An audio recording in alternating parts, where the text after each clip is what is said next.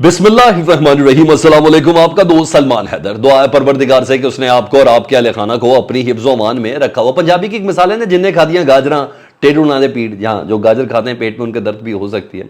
बहुत बड़ी स्टेटमेंट आई है जी रात गए, और ये ऐसी स्टेटमेंट है जिसने हर तरफ थरथल्ली मचा दी है, और ख़ुसूसन उन लोगों के लिए जो ये समझ रहे थे कि आर्मी चीफ हमारे हैं, हमारे प्यारे हैं। आर्मी चीफ की महफिलों में हम बैठते हैं, आर्मी चीफ तो साडा नाम लैके गल करता है। वो जो है ना इस तरह के लोग, कॉम्प्लेक्स लोग, जी हाँ, हमारे लीडर हजरात में से। तो वो हो कोई मसला ही कोई नहीं, चीज़ें बड़ी हमारी तरफ से फिट हो गई हैं। तो मामला तो बिल्कुल कुछ और ही निकल आया।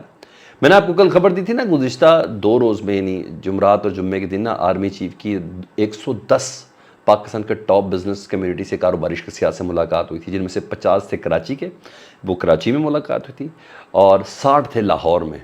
ठीक है जी, ये कारोबारी शख्सियात से मुलाकात हुई। इन कारोबारी शख्सियात का मैंने आपको बताया कि ताल्लुक लाहौर कराची से ज़्यादा था। तो चंद रात को ना मुख्तलिफ प्रोग्राम से बैठे, जिसमें नदीम मलिक का प्रोग्राम था, शाहजेब खानज़ादा का प्रोग्राम था। जब इसका मतलब ये दोनों प्रोग्राम्स में गए और उसके अलावा पीपर्स वगैरह पे भी थे, तो इसका मतलब है कि ये इजाज़त से, आर्मी चीफ की इजाज़त से या इस्टेब्लिशमेंट की इजाज़त से ये जाके ये सारी बातें कर रहा है। जो बातें उन्होंने कर दी है ना सर, जिसमें इरफान शेख शामिल हैं, ज़ुबैर मोतीवाला वगैरह शामिल।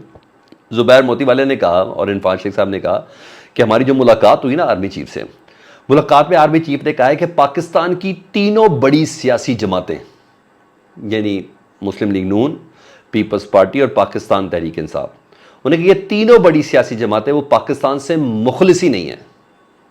सर कितनी बड़ी स्टेटमेंट, ठीक है जी। उन्होंने कहा तीनों बड़ी है और ये बड़ी बात है, और वो कहते हैं ये तीनों जमातों में कोई फ़र्क नहीं है। आर्मी चीफ कह रहे हैं बकौल इरफान शेख और ज़ुबैर मोतीवाला के, कि हमारे से मुलाकात में आर्मी चीफ ने ये कहा। अच्छे और करप्ट लोग मौजूद हैं इसमें, और इस पर रात से ही रद्द-ए-अमल आना भी नून लीग की तरफ से भी शुरू हो चुका है, और अभी आस्ता आस्ता देखिएगा कहाँ कहाँ से आता है। और इसका मतलब है ये कुछ समझ रहे थे, बात कहीं और निकल के जा रही है। ठीक है जी। और ये बात नहीं भी नहीं है, बाजवा साहब भी इसी किस्म की बातें करते थे, और आर्मी चीफ ने 8-9 अफराद का नाम भी लेके बताया कि ये लोग मोटरसाइकिलों पे थे, आज कहाँ से कहाँ पहुँच गए।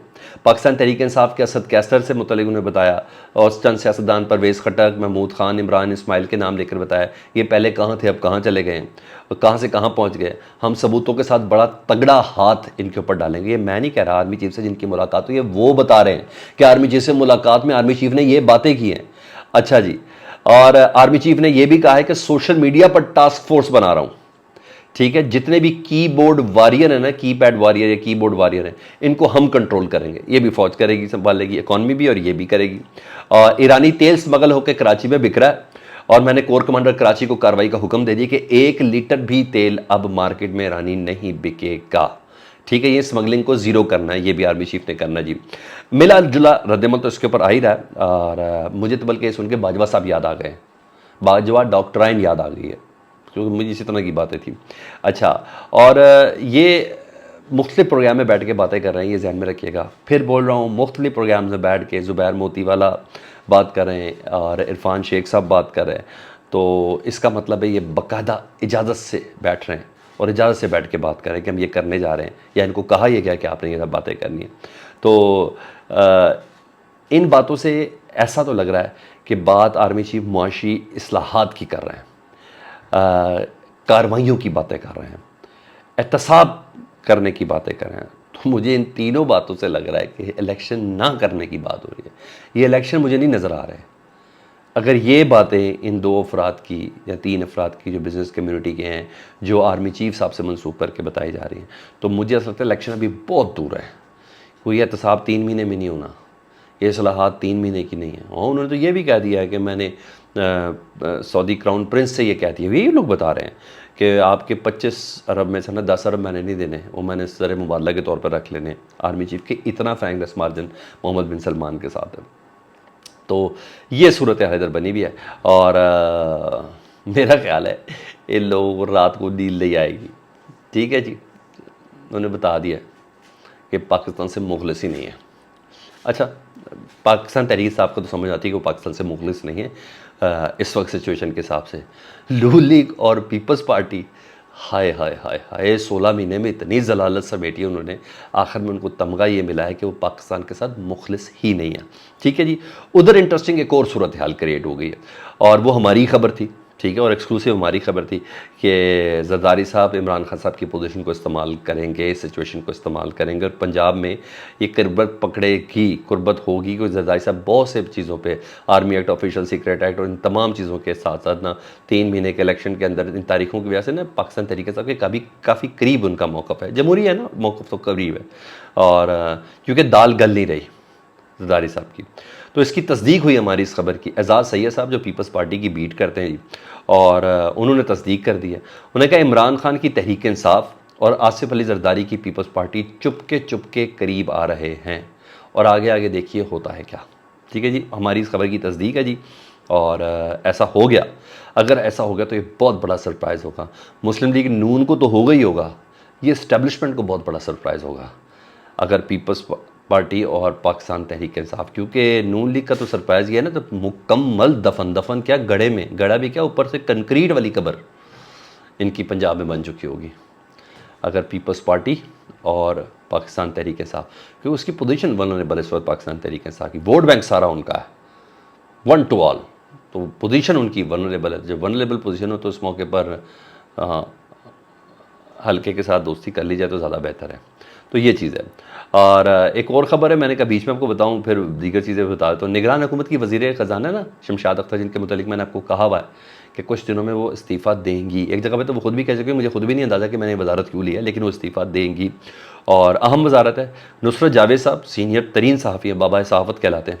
वो कहते हैं कि शमशाद अख्तर साहिबा जो हैं इस वक्त भी पाकिस्तान स्टॉक एक्सचेंज की बोर्ड ऑफ डायरेक्टर की मेंबर हैं, सुई सदरन गैस की बोर्ड ऑफ डायरेक्टर की मेंबर हैं, PICG की बोर्ड ऑफ डायरेक्टर की मेंबर हैं और ये खुल्लम खुल्ला कॉन्फ्लिक्ट ऑफ इंटरेस्ट है।